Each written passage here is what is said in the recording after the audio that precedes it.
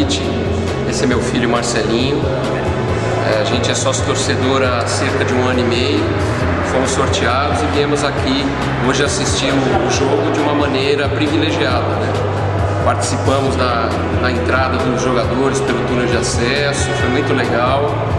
E depois assistimos o jogo pelas cadeiras vitalícias, nas cadeiras vitalícias. E estamos aqui vendo os bastidores do clube, é uma coisa emocionante, principalmente para quem tem o coração cobrindo, né? E meu filho, todo mundo, para todo mundo. Eu acho que a gente pode ajudar o nosso clube a voltar a ser grande, como foi um dia. Tenho certeza que isso vai acontecer.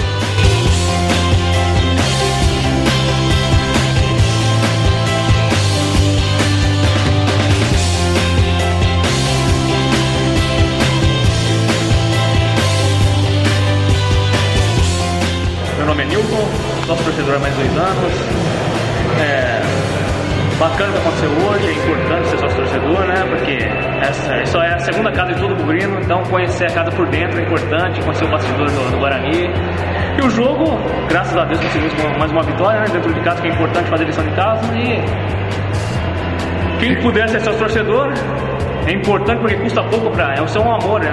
Não tem como medir um amor, né? Então é pouco, R$50 é muito pouco pra pagar pro Guarani. E o que você ganhou aí?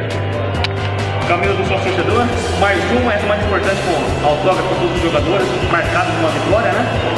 Um dia importante, e mais uma para recordação, para enquadrar.